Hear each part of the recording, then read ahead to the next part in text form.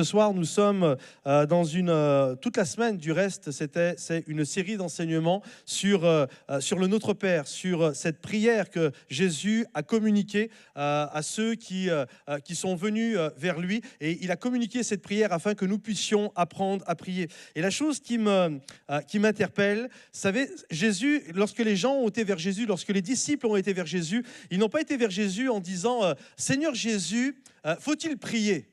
Vous savez, des moments où on est là et tous les prédicateurs, et moi le premier, on va dire aux gens, il faut que vous priez. C'est important, priez, il faut que tu pries, il faut que tu pries, il faut que tu pries. Et on va encourager, exhorter les gens à prier. Or, la réalité, tous ceux qui sont chrétiens depuis plus d'1 mois savent, ont compris, ont réalisé qu'un chrétien, sauf cas exceptionnel, peut-être des gens ne l'ont pas réalisé, mais un chrétien, normalement, c'est quelqu'un qui prie. Est-ce qu'il y en a qui ne le savaient pas ? Vous le savez tous, hein? Donc, vous voyez, je ne vais pas m'égosiller ce soir en vous disant « il faut que tu pries, il faut que tu pries, il faut que tu pries » parce que la réalité, vous le savez déjà. Et lorsque les disciples ont été voir Jésus, ils n'ont pas demandé à Jésus « Jésus, est-ce que l'on doit prier ?» Ils n'ont pas posé cette question, ils n'ont pas demandé ça. Vous savez ce qu'ils ont demandé? Comment prier? Seigneur, enseigne-nous comment prier. Et durant les soirées, durant le livret, si vous avez le livret, chaque soir correspondait à une portion de cette prière. Et pour que les choses soient claires, pour que les choses, lorsque Jésus a enseigné la prière, pour que les choses soient claires, pour que nos prières soient équilibrées, pour que nos prières soient faites dans l'accomplissement de la parole de Dieu, Jésus a donné toute une liste des choses, des portions que nous devons prier et dans un ordre précis. Par exemple, nous ne commençons pas à prier justement en disant « Donne-nous aujourd'hui notre pain quotidien ».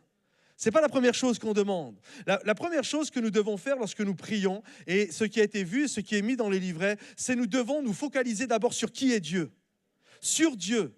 Et on commence par ça. Notre Père qui es aux cieux, que ton nom, ton nom à toi, que ton nom à toi soit élevé, que ton nom soit sanctifié, que ton règne vienne, que ton royaume vienne sur la terre et que ta volonté soit faite. Et une fois que nous avons focalisé sur Dieu, une fois que nous prions en réalisant qu'il est important de glorifier le nom de notre Dieu, une fois que nous avons compris qu'il est important de prier que Dieu règne sur nos vies, que la volonté de Dieu s'accomplisse sur nos vies, une fois que nous avons fait tout ça, ensuite nous pouvons commencer à prier pour nous. Donne-nous, pardonne-nous, délivre-nous. Vous comprenez? Il y a un ordre chronologique. Et lorsque Dieu nous enseigne à prier, lorsque le Seigneur nous enseigne à prier, il veut bien que nous fassions les choses dans le bon ordre, afin que vraiment nous puissions réaliser qui il est et que nous puissions réajuster et avoir les bonnes valeurs, les bonnes valeurs mises à la bonne place. Parce que forcément, si j'ai d'abord focalisé sur Dieu, sa volonté, son nom et son royaume, ensuite ce que je vais demander va être en adéquation avec ce que la parole de Dieu veut pour ma vie. Et ce soir, nous allons voir cette portion, cette notion où Dieu nous invite à prier sur nos besoins, où Dieu nous invite à prier tout simplement sur les besoins matériels, financiers, notre pain quotidien, ce dont nous avons besoin. Vous savez, dans la parole de Dieu, il y a beaucoup de noms.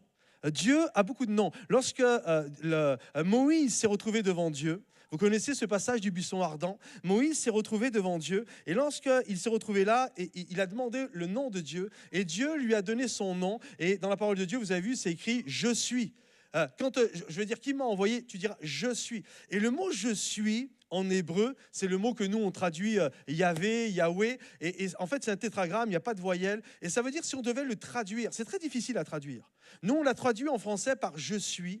Mais si on aurait dû mettre, mais c'était tellement compliqué, c'était tellement long de le dire et d'écrire ça à chaque fois. Mais si on aurait dû le traduire le plus littéralement possible, le nom de Dieu veut dire ceci. « Je serai tout ce que tu auras besoin au moment où tu en auras besoin ».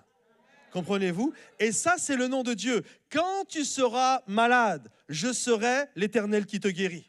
Lorsque tu seras dans le péché, je serai l'Éternel qui te purifie. Lorsque je ne saurai pas où aller, je suis en train de marcher à tâtons et je ne sais plus où aller, je serai l'Éternel ton berger, comprenez-vous? Et lorsque tu seras dans le besoin, dans la disette, dans la précarité, dans la difficulté financière, je serai l'Éternel qui pourvoit.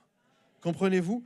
Et il est bon de savoir que chaque jour, je peux me lever et que le nom de Dieu est une source inépuisable de possibilités dans ma propre vie. Chaque jour, je peux me tenir les deux pieds plantés dans le sol de la foi et quels que soient mes problèmes, quelles que soient mes demandes, quelles que soient mes requêtes, je sais que le nom de Dieu va pouvoir répondre à mes besoins.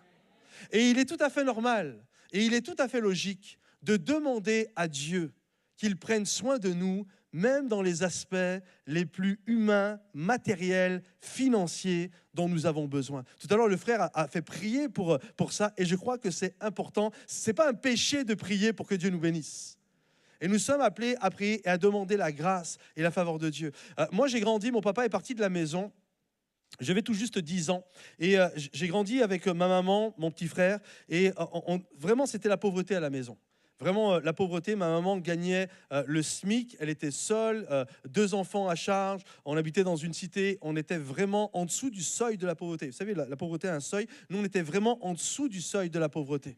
Et on n'avait pas grand-chose, j'ai grandi, on n'avait même pas la voiture à la maison. C'était vraiment difficile et je me souviens, moi ado, j'étais pas du tout chrétien, je faisais vraiment les 400 coups, mais je me souviens, et c'est ça d'ailleurs qui m'a touché, qui m'a vraiment bouleversé, et je me suis toujours dit, même si je n'allais pas à l'église, même si je faisais la misère à ma mère, je me disais, le jour où je dois vraiment accepter Dieu dans ma vie, je sais que son Dieu à ma mère, c'est vraiment le bon Dieu. C'est celui-là. Parce que je voyais ma mère passer par des temps, je vivais avec elle, je voyais ma mère passer par des temps d'épreuves terribles, de précarité terrible, et je l'entendais prier le soir. J'entendais prier dans sa chambre, j'entendais prier dans la cuisine, j'entendais même louer Jésus. Et je l'entendais, Seigneur, tu vois, on n'a pas ça, et puis là, on a tel problème, etc. Et puis je te prie, Seigneur, pourvois à nos besoins. Et c'était juste incroyable. Je voyais Dieu se manifester. Et je le voyais, même si je n'avais pas donné mon cœur à Dieu, je le voyais. À chaque fois que ma mère, elle priait, et à chaque fois, Dieu répondait. Alors c'est sûr, il ne répondait pas pour les 10 ans à venir. Hein. D'un des moments, on aimerait ça, hein. Seigneur, donne-moi ce que j'ai besoin pour les 10 ans à venir. C'était à chaque jour suffit sa peine. Hein. À chaque jour suffit sa peine. Mais cherchez premièrement le royaume de Dieu et sa justice, et toutes choses vous seront données par-dessus. Et je voyais ça, je voyais vraiment comme la veuve dans la parole de Dieu, le pot de farine, le vase d'huile, ça ne diminuait pas. Dieu œuvrait toujours. Il était là et d'une manière ou d'une autre, il nous surprenait. Il agissait et on était vraiment au bénéfice de sa grâce et de sa bénédiction. Alors, donne-nous aujourd'hui notre pain quotidien et on va lire le verset, le passage, plusieurs versets qui étaient proposés dans ce livret.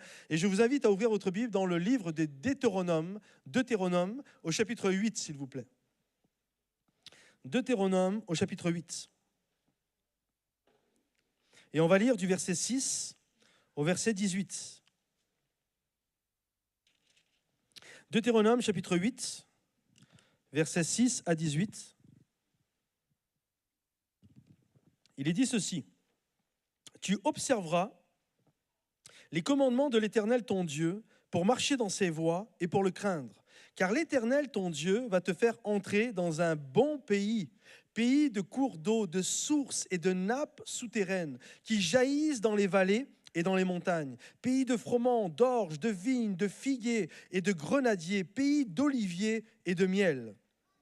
Pays où tu mangeras du pain sans avoir à te rationner, où tu ne manqueras de rien, pays dont les pierres sont du fer et les montagnes duquel tu extrairas le bronze. Lorsque tu mangeras et te rassasieras, tu béniras l'Éternel ton Dieu pour le bon pays qu'il t'a donné, et tous ceux qui sont bénis de tout ce que Dieu donne disent Amen. Garde-toi cependant, garde-toi d'oublier l'Éternel ton Dieu au point de ne pas observer ses commandements, ses ordonnances et ses prescriptions que je te donne aujourd'hui. Tout à l'heure, on était bénis, on s'est lu des bénédictions ensemble. Le passage, j'ai compris que le frère ne l'a pas fait, puis c'était bien, mais le passage qui suivait ensuite, c'était les malédictions. Hein. Heureusement, on ne se faisait pas prononcer, mais voilà ce qui obéit ou quand on désobéit, on est béni ou pas. Lorsque tu mangeras et te rassasieras, lorsque tu bâtiras et tu habiteras de belles maisons, lorsque ton gros et ton menu bétail se multiplieront, que l'argent et l'or se multiplieront pour toi, et que tout ce qui est à toi se multipliera, prends garde, de peur que ton cœur ne s'élève et que tu n'oublies l'Éternel ton Dieu qui t'a fait sortir du pays d'Égypte, de la maison de servitude. Il t'a fait marcher dans ce grand et redoutable désert, pays des serpents brûlants, des scorpions et de la soif, où il n'y a pas d'eau, il a fait jaillir pour toi de l'eau du rocher de granit. Il t'a fait manger dans le désert, c'est incroyable ça quand même, il nous fait manger dans le désert la manne que tes pères ne connaissaient pas, afin de t'humilier et de t'éprouver pour te faire ensuite du bien.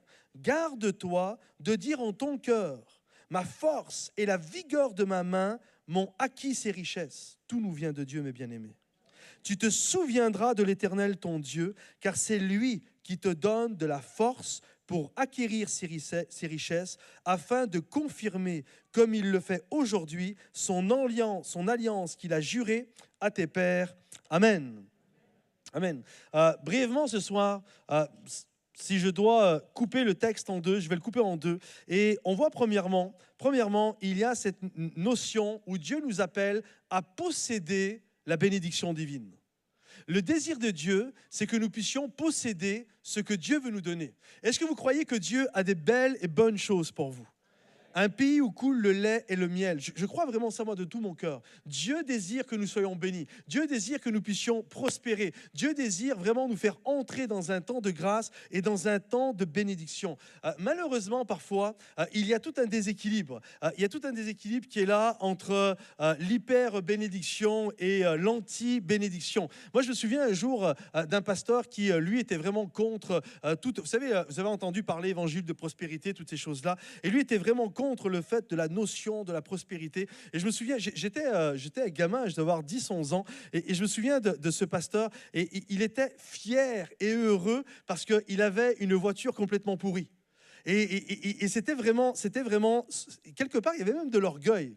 Après des années, quand j'y repense, il y avait même de l'orgueil. Il était heureux d'avoir c'était une vieille 4L, toute cabossée, toute trouée. Et il était heureux de ça. Il disait, moi, c'est ma voiture, moi, je suis un serviteur de Dieu, et puis c'est ça, et puis il faut se tenir, etc. Et je comprends pourquoi il disait ça, parce que certainement, il avait vu un déséquilibre et il voulait prendre le contre-pied. Et j'arrive à le comprendre, je ne juge pas, je ne condamne pas et je ne méprise pas. Mais j'arrive à comprendre qu'il y a des personnes qui ont pu aller dans cet extrême-là. Et d'ailleurs, dans certains cercles, il y a beaucoup de gens qui pensent que plus on est pauvre, plus on est spirituel. Or, la réalité, c'est pas plus vous êtes pauvre, plus vous êtes spirituel. D'ailleurs, c'est pas parce que plus vous êtes riche, plus vous êtes spirituel aussi, d'ailleurs, hein. Je vous montre des gens très spirituels chez des gens qui sont dans le besoin financier et des gens très spirituels dans des gens qui ont de l'argent et vice-versa. Hein. Comprenez-vous ? C'est un état de cœur. C'est un état de cœur. C'est une réalité, c'est une notion. Et il y a ce principe parfois où j'ai l'impression que plus je suis pauvre, un peu comme, vous savez, Saint François d'Assise qui avait fait ce vœu de pauvreté, qui s'était marié avec Dame Pauvreté. Et on a l'impression que plus je vais être pauvre, plus je vais être spirituel. Alors, pourquoi je vais demander à Dieu qu'il me bénisse et que Non, nous sommes appelés, et on le voit à travers 1001 passages dans la parole de Dieu. Dieu nous invite à réclamer la bénédiction. Dieu nous invite à réclamer ses grâces. Dieu nous invite à réclamer ce pays où coule le lait et le miel. Et puis de l'autre côté, il y a aussi un autre extrême. Toute la notion de prospérité. Je suis sur le Top Chrétien, j'écris régulièrement sur la pensée du jour. Et souvent, je reçois beaucoup d'emails. Beaucoup de mails ou sur Facebook, beaucoup de messages. Et des moments, je lis des messages d'horreur. Il y a des gens qui profitent de la tristesse, de la pauvreté, de la précarité ou du manque de certaines choses, de certaines personnes pour abuser d'elles. Si tu me donnes de l'argent, tu vas voir, tu vas récolter 7 fois plus. Fais-moi un chèque. Moi, des gens qui me disent, pasteur, il y a un monsieur, j'ai besoin de telle chose et il m'a dit que si je lui faisais un chèque, j'allais recevoir 7 fois le double. Est-ce que c'est vrai, pasteur ? Et toutes des choses comme ça. Et profitant même, j'ai pas d'enfant, et puis on m'a dit que si j'apportais ça ou si je faisais tel cadeau, etc., alors d'un seul coup, j'allais devenir féconde, etc. Et il y a beaucoup de choses comme ça qui sont véhiculées. Or, la réalité, Dieu est un Dieu d'équilibre. Est-ce que vous le croyez ? Dieu est un Dieu d'équilibre. Dieu ne nous invite pas à avoir peur des richesses, mais à posséder ce qu'il veut nous donner. Mais Dieu ne nous invite pas également à rentrer dans des délires incroyables au niveau de « je veux recevoir les bénédictions, et puis voilà, c'est ça, c'est ma vie, puis je suis prêt à faire toutes sortes de bêtises et d'âneries. » Moi, j'ai vu des gens, enfin, je ne vais pas rentrer dans tous les témoignages que j'ai pu vivre, mais c'est juste incroyable. Juste réaliser que notre Dieu, de manière équilibrée, mais de manière quand même puissante et efficace, veut prendre soin de nous. Il n'y a qu'à lire les miracles. Vous avez remarqué que la plupart, plein de miracles dans la parole de Dieu, ce n'était pas juste des miracles de guérison, ce n'était pas juste des miracles de délivrance, c'était aussi des miracles où Dieu prenait soin des gens dans le domaine matériel. On connaît tous la pêche miraculeuse. C'est quoi? C'est un gars, Pierre, Jean, etc. Ils ont une entreprise de pêche et ça ne marche pas. Le boulot, ça ne marche pas. Et là, d'un seul coup, le Seigneur rentre dans la barque de leur vie, puis d'un seul coup, il y a une pêche miraculeuse. Comprenez-vous? Et il y a plein de gens qui sont là, ils sont assis, ils ont faim. C'est naturel d'avoir faim, de vouloir manger. Et là, il prend un petit garçon qui a 5 pains et 2 poissons. Vous connaissez ce passage, hein? Et c'est tellement beau qu'il a utilisé ce petit garçon.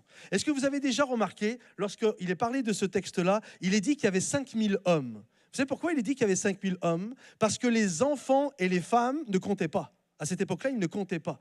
Et c'est incroyable de voir que Dieu a pris quelqu'un qui ne comptait pas pour nourrir tout le monde. C'est beau ça, hein?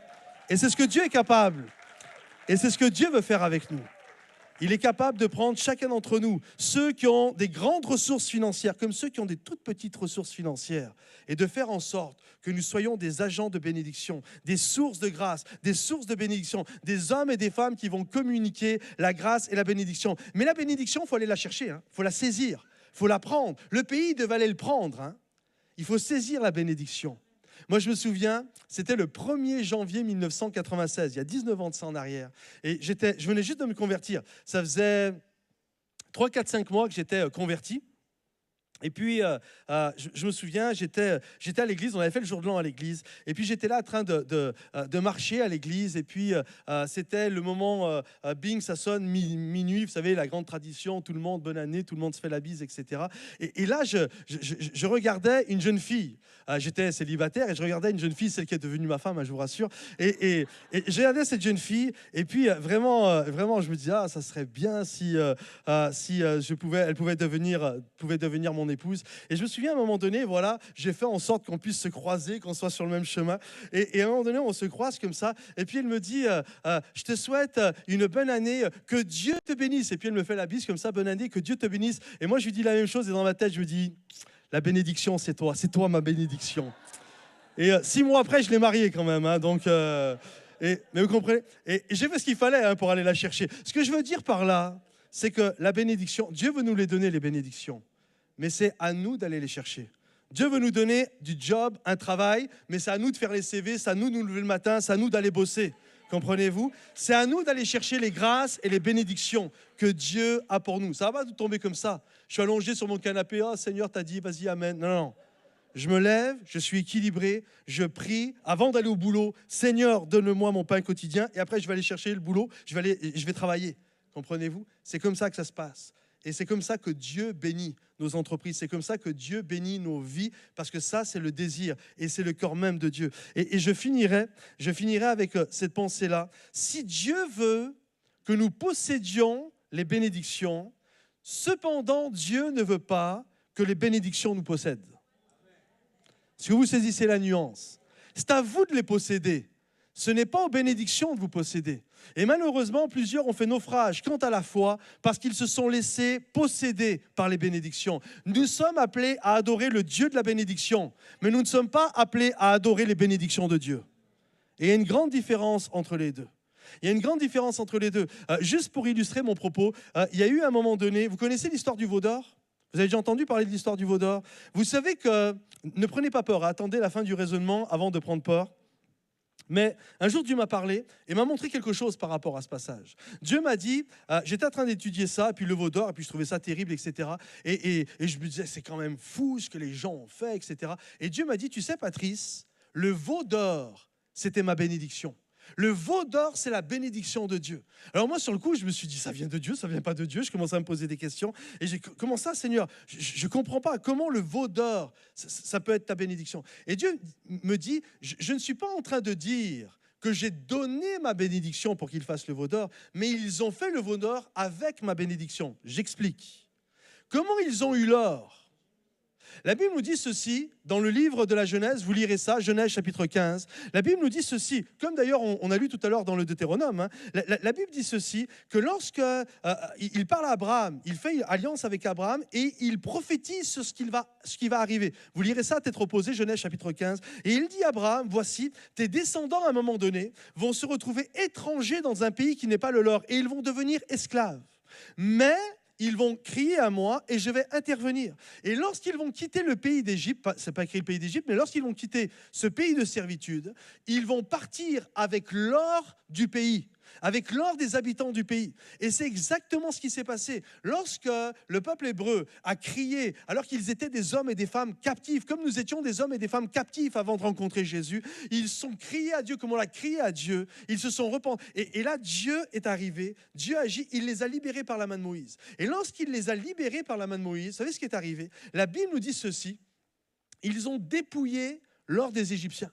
Ils ont pris l'or de tous les Égyptiens et en d'autres termes, en d'autres mots, non seulement Dieu voulait les bénir dans le sens du salut, de la délivrance, Exode ça veut dire la délivrance, d'être délivrés de leur vie passée, mais en plus aussi Dieu voulait les bénir matériellement, financièrement, comme Dieu veut nous bénir, nous aussi, matériellement, financièrement. Et ils sont partis avec cet or. Et en chemin, alors qu'ils sont en chemin pour, non pas eux, la patrie céleste comme nous, mais pour Canaan, pour le pays où coule le lait et le miel, alors qu'ils sont en chemin, la Bible nous dit qu'à un moment donné, ils vont s'arrêter vers le mont Sinaï, et là, Moïse va leur dire, arrêtez là, puis lui, il est monté. Vous connaissez le passage des 10 commandements, il va monter sur la montagne.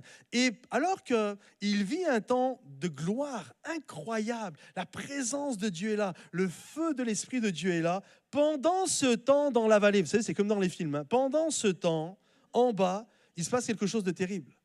Ils vont prendre l'or que Dieu leur a donné, ils vont en faire une idole, et ils vont se mettre à adorer le veau d'or. Est-ce que vous comprenez? Ils ont pris la bénédiction que Dieu leur a donnée et ils ont fait de leur bénédiction un moment pour adorer cette bénédiction-là. Et il y a cet appel. Dieu veut nous bénir. Dieu veut nous donner chaque jour notre pain quotidien. Dieu veut nous faire rentrer dans un pays où coule le lait et le miel. Dieu veut du succès dans nos entreprises. S'il y a des entrepreneurs ici, je vous souhaite le plus grand succès. Que Dieu vous bénisse, que Dieu vous encourage. Si vous êtes un ouvrier, que vous puissiez gravir des échelons. Peu importe ce que Dieu a prévu pour vous, mais que vous puissiez briller et vraiment être béni, encouragé, que vous puissiez multiplier même vos finances. En même temps, ça va multiplier les finances de l'œuvre de Dieu. Alors c'est juste bénéfique, hein. Et Dieu veut, je crois vraiment, et je prie pour vous, pour toutes ces choses-là. Mais en même temps, gardez tout le temps la tête froide. Tout le temps la tête froide. Je réalise que tout ce que j'ai, ce qu'on l'a lu tout à l'heure, hein, tout ce que j'ai, que personne ne dit ce que j'ai, je l'ai acquis par moi-même. Qu'as-tu que tu n'aies reçu? Qu'est-ce que tu l'as c'est Dieu qui nous l'a donné. Moi, des moments, je regarde ma vie passée, j'étais un toxicomane, un héroïnomane, j'étais un voleur, un bandit. Et quand je regarde ma vie, aujourd'hui, j'ai une épouse, j'ai des enfants, je suis pasteur, je regarde tout ça. Je ne peux pas être devant vous et puis dire je mérite, je l'ai eu à la force de mon poignet, etc. C'est une pure grâce de Dieu. Tout ce que nous avons, c'est la grâce de Dieu sur nos vies. Et on doit toujours garder ça. Merci pour tout ce que tu m'as donné. Mais je ne veux pas oublier, Seigneur, que tout ce que j'ai, Seigneur mon Dieu, je te dis merci pour tout ce que tu m'as donné, mais c'est toi que je veux adorer. Ce n'est pas la bénédiction de Dieu que je veux adorer, c'est le Dieu de la bénédiction. Vous savez, un jour, tout va disparaître sur cette terre. Vous aimez ce bâtiment? Il va disparaître. Le bâtiment que nous, on est en train d'agrandir, il va disparaître. Les chaises vont disparaître, le micro va disparaître. Moi, le corps physique, tout va disparaître. Il n'y a rien qui va rester sur cette terre. La seule chose qui restera, c'est notre relation avec Dieu. Comprenez-vous? C'est la seule chose qui va rester. Alors, nous voulons prier pour être bénis. Nous voulons posséder les bénédictions de Dieu, mais les bénédictions ne doivent pas nous posséder. Et je dis, donne-moi aujourd'hui ce dont j'ai besoin. Et que ta grâce se multiplie. J'aimerais juste finir en vous donnant cette illustration. J'ai demandé au pianiste s'il peut revenir, s'il te plaît. J'aimerais juste finir en vous donnant cette histoire. J'ai vécu 3 années au Canada. Et lorsque j'étais au Canada, j'ai vécu quelque chose d'assez spécial, où j'ai vu quelque chose de spécial. Il y avait 2 messieurs, et aujourd'hui ces 2 messieurs sont décédés. Les 2 s'appelaient Bernard. Et on appelle ça l'histoire, je vais appeler ça l'histoire des 2 Bernard. Et ces 2 Bernard ont vécu, il y a pas mal d'années de cela en arrière, c'était des ados, ils sont morts tous les 2, ils avaient une 60aine d'années. Et les 2 ont vécu à la même époque, même génération. Et là, ils se sont retrouvés dans un grand rassemblement de jeunesse, comme ça a dû certainement vous arriver à plusieurs. Et là, tous les deux, alors que le prédicateur prêchait sur le fait de servir Dieu, de consacrer sa vie à Dieu, de donner sa vie à Dieu, les deux ont répondu à l'appel de Dieu. Les deux ont répondu à l'appel de Dieu. Et Seigneur, prends ma vie. Prends ma vie, prends tout ce que j'ai, je te donne tout, Seigneur, ma vie est à toi. Et tout ce que tu vas me donner, Seigneur, je te le donne, c'est pour la gloire de ton nom. Ils font cette prière tous les deux. Puis le camp finit, ils ont 15-16 ans à ce moment-là. Et puis, ils vont continuer leurs études et Dieu va les bénir parce que Dieu aime bénir. Dieu va les bénir. Puis là, il y a un des deux, Bernard, ça marche bien les études. Puis, finit les études, il a un job. Puis là, il commence à gravir les échelons. Waouh, ça marche. Il commence à être un homme pris, etc. Il se trouve une jolie femme, une jolie épouse, là, dans sa société. Il se marie avec elle, et puis ça marche. Ça marche, les affaires, ça fonctionne bien. L'entreprise, ça fonctionne bien. Ça devient un monsieur important. Il oublie Dieu, il oublie l'Église, il oublie la parole de Dieu. C'est dans son cœur quelque part, mais il n'a plus le temps. C'est un homme béni, vous comprenez? C'est un homme tellement occupé maintenant. Dieu l'a tellement béni qu'il n'a plus le temps pour Dieu. Puis le temps passe, des beaux enfants, une maison dans les Laurentides au Québec, c'est un peu comme si on disait dans les Alpes ici, une maison en Floride, on va dire la Côte d'Azur ici, et vous comprenez, et tout va bien, un chalet là, une maison là, des 4x4, ça roule, ça fonctionne bien. Puis le temps passe, il arrive, il a une 60aine d'années, puis il est frappé par un cancer. Il est frappé par un cancer. Et là, le temps passe, et puis il n'y a pas de rémission, et il arrive au bout. Et il est dans sa chambre d'hôpital, et il sait que c'est bientôt terminé. C'est bientôt terminé. Et là, il se retrouve face à l'éternité. Et il se dit, c'est juste pas possible de partir comme ça. Alors, il regarde dans le bottin téléphonique, puis il trouve le nom de l'église où nous étions, puis il téléphone pour qu'un pasteur aille le visiter. Et là, le pasteur de l'église, il va le visiter, et il s'assoit, et puis il l'encourage, il lui explique son témoignage, et puis il lui dit, écoutez, c'est sûr que vous n'auriez jamais dû abandonner le Seigneur, mais Dieu est un Dieu de grâce. Si maintenant vous demandez pardon à Dieu, là sur votre lit, Dieu va vous faire grâce, vous allez pardonner, et puis vous allez, quand vous partirez, vous serez auprès du Seigneur. Et puis il l'aide, il l'accompagne dans une prière de repentance, ils prient ensemble, et puis voilà, tout se passe bien. Puis le pasteur finit de prier, finit la visite. Puis là, il va pour quitter la chambre d'hôpital. Et au moment où il ouvre la porte, il entend Bernard qui est dans son lit, et puis qui dit « C'est terrible, pasteur !» C'est terrible ce que je suis en train de vivre. Dans quelques instants, je vais mourir. Puis je vais me retrouver face à un Dieu qui a sauvé ma vie, face à un Dieu qui m'a béni. Puis je ne le connais même pas. Je ne le connais même pas. Toute ma vie, je lui ai tourné le dos. Toute ma vie, j'ai adoré ce qu'il m'a donné, sans prendre le temps de l'adorer lui-même. C'est terrible de finir comme ça. Hein? L'autre Bernard, lui aussi a été béni lorsqu'il était ado, l'école et puis le job. Mais il a toujours gardé en vision que sa vie, elle était pour Dieu. Un jour, il avait donné tout son amour à Dieu, tout son désir de servir Dieu. Puis lui aussi, il a été béni, mais il a compris, mon cœur, c'est de servir Dieu. Alors il s'est mis à servir Dieu avec son épouse. C'était à une époque, c'était des pionniers au Canada, au Québec exactement. Il n'y avait pas d'église comme aujourd'hui. C'était dans les années 40, 1950. Et puis il s'est mis à servir Dieu. Il n'avait même pas de salaire. Il n'y avait pas d'église, donc il n'y avait même pas de salaire. Et il était obligé d'avoir un job à côté. Et puis en même temps, tous les week-ends, il ne touchait pas terre. Il touchait pas terre. Et puis là, il fondait des églises, il fondait de l'autre côté. Et puis c'était tout ça, ça a été sa vie. Tout ça, c'était sa vie. Il n'a pas vécu avec beaucoup de richesse. Et puis, lorsqu'il arrivait à la retraite, il était dans notre église. Et je me souviens, lorsqu'il a été frappé par la maladie, pareil, frappé par la maladie, le cancer. Et puis, tout le conseil pastoral, etc., on s'est dit, il faudrait lui faire un cadeau. Il faudrait lui faire un cadeau. Toute sa vie, il a servi Dieu avec son épouse, et puis ils n'ont pas beaucoup d'argent. Il faudrait les honorer. C'est important d'honorer. Hein. Les églises devraient tout le temps avoir la culture de l'honneur. Et on va l'honorer, on va les honorer. Et puis, il l'invite, le pasteur Claude Wood au Canada, il l'invite au restaurant. Et puis il dit, voilà, toute ta vie, tu as servi Dieu. Et puis là, aujourd'hui, tu es malade, et puis tu n'as jamais pu faire des grands voyages, des belles choses. Et on aimerait t'offrir, l'église, on aimerait t'offrir un cadeau. On aimerait t'offrir, à toi et ton épouse, une semaine en République dominicaine. Et lorsque Bernard entend ça, le pasteur Bernard entend ça, vous savez ce qu'il dit? Il dit, écoutez, vous voulez vraiment faire un cadeau? Faites pas ça. Vous voulez vraiment faire un cadeau? Faites prier et jeûner l'Église pour que Dieu m'accorde encore une année de vie, pour que je puisse aller visiter toutes les églises que j'ai fondées, ou toutes les églises où j'ai été le pasteur. Et Dieu a fait grâce. Il a eu une année de plus. Et il a été... Vous pouvez applaudir le Seigneur si vous voulez applaudir. Mais écoutez bien. Écoutez bien. Il a été donc pendant une année.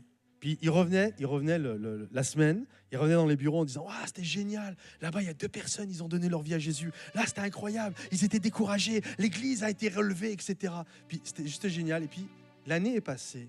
Puis un dimanche matin, alors qu'on était en train de louer Jésus, comme on louait Jésus tout à l'heure, on était en train de chanter un chant qui dit « Dans tes bras d'amour, serre-moi très fort, tout contre toi. » Et on était en train de chanter ce chant. Et là, le pasteur Bernard, poum, il est tombé à sa place. Et il est mort comme ça. Certains vont dire, c'est terrible. Mais non, c'est beau. Il était en train de dire dans tes bras d'amour et d'un seul coup, il est passé de là au ciel. Comment vous préférez finir? Quel Bernard des 2 désirez-vous être? Si vous comprenez, Seigneur, je prie, donne-moi aujourd'hui mon pain quotidien. Donne-moi toutes les bénédictions. Donne-moi tout ce que tu veux me donner, Seigneur. Tout ce que tu veux me donner, je le veux. C'est oui et amen. Mais Seigneur, qu'aucune bénédiction ne prenne ta place. Amen. Est-ce qu'on peut se lever à notre place juste un instant? J'aimerais que juste un moment, on puisse lever. Élevons nos mains devant Dieu. Là où vous êtes, offrez vos vies à Dieu. Dis, Seigneur, bénis-moi, mais qu'aucune des bénédictions ne vienne prendre ta place. Seigneur, tout ce que tu veux me donner, dites-lui au Seigneur, tout ce que tu veux me donner, je le veux, Seigneur. Je ne veux pas faire la fine bouche, je veux tous les cadeaux que tu as pour moi. Je les veux tous sans aucune exception, mais que rien ne prenne la place. Que rien ne prenne, Seigneur mon Dieu, qu'aucune des bénédictions ne prenne ta place, Seigneur. C'est toi que je veux adorer. C'est le Dieu de la bénédiction que je veux adorer. Ce n'est pas la bénédiction que je veux adorer. C'est toi, mon Dieu et mon roi. Que ton nom soit béni, Seigneur Jésus. Là où vous êtes, commencez à louer, à adorer Jésus. Dites-lui combien vous l'aimez. Faites entendre vos louanges à Dieu. Dites-lui qu'il est tout pour vous. Qu'il est votre Dieu. Qu'il est celui qui mérite la reconnaissance, l'appréciation, la louange et l'adoration de vos cœurs. Qui est Dieu? Qu'as-tu que tu n'aies reçu? Bénis le nom du Seigneur pour ce que tu as. Élève et célèbre son nom. Alléluia, Seigneur Jésus.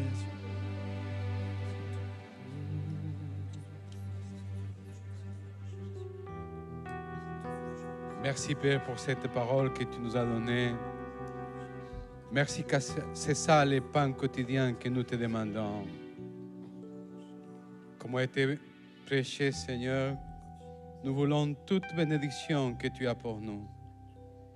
Mais que rien ni aucune de ces bénédictions nous possède. Que rien au-delà de toi prend notre cœur. Nous voulons, Seigneur, finir comme celui qui est tombé dans les bras de son Père. Parce qu'au-delà de celui qui donne, au-delà de celui qui pardonne, au-delà de celui qui donne de nouvelles forces, tu es notre Père et c'est notre privilège. Tu es notre Père et c'est la joie que nous pouvons ce soir l'exprimer avec tout notre cœur pour te dire merci. Merci Père, car c'est toi qui nous as appelés. C'est toi qui nous as donné la vie, mais c'est toi aussi, Seigneur, qui nous a rachetés et qui nous a fait devenir tes enfants. Oui, Seigneur, c'est un privilège d'être ton enfant et c'est un privilège de pouvoir t'appeler notre Père. Alléluia. Notre Père qui es aux cieux, que ton nom soit sanctifié, que ton règne vienne. Notre Père qui es aux cieux, que ton nom soit sanctifié, que ton règne vienne. Que ta volonté soit faite sur la terre.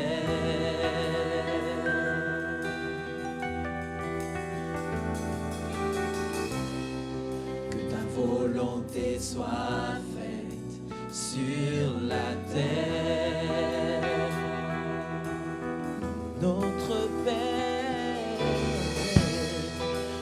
Père qui es aux cieux, que ton nom soit sanctifié, que ton règne vienne. Notre Père qui es aux cieux, qui es aux cieux, que ton nom soit sanctifié, que ton règne vienne. que ta volonté soit faite sur la terre.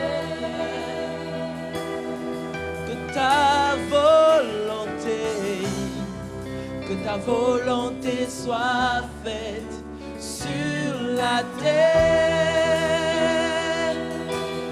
Que ton règne vienne. Que ton règne vienne. Cette terre de France. Que ton règne vienne. Sur cette terre de France.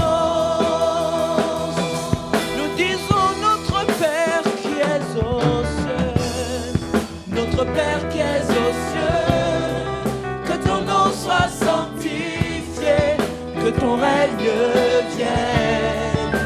Notre Père qui es aux cieux, Que ton nom que ton nom soit sanctifié,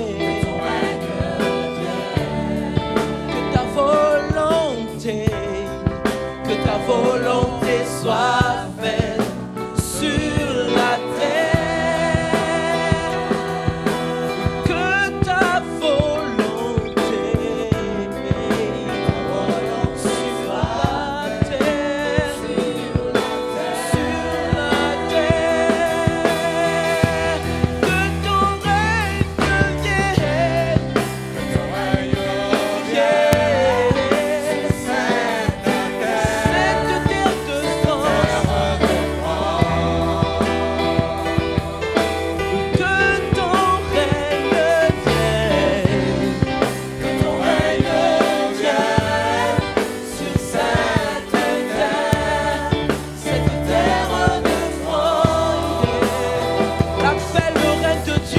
Appelle au règne de Dieu, que ton règne vienne.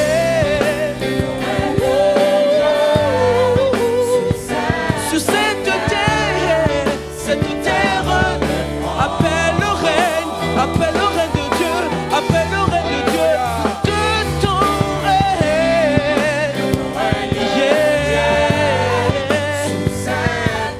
Cette terre de France, que ton règne vienne sur cette terre. Sur cette terre de France. Que ton règne vienne, Seigneur. Que ton règne vienne sur la terre. Dis-le avec moi. Que ton règne vienne sur la terre. Que ton règne vienne sur la terre. Que ton règne vienne. Que ton règne vienne sur la terre.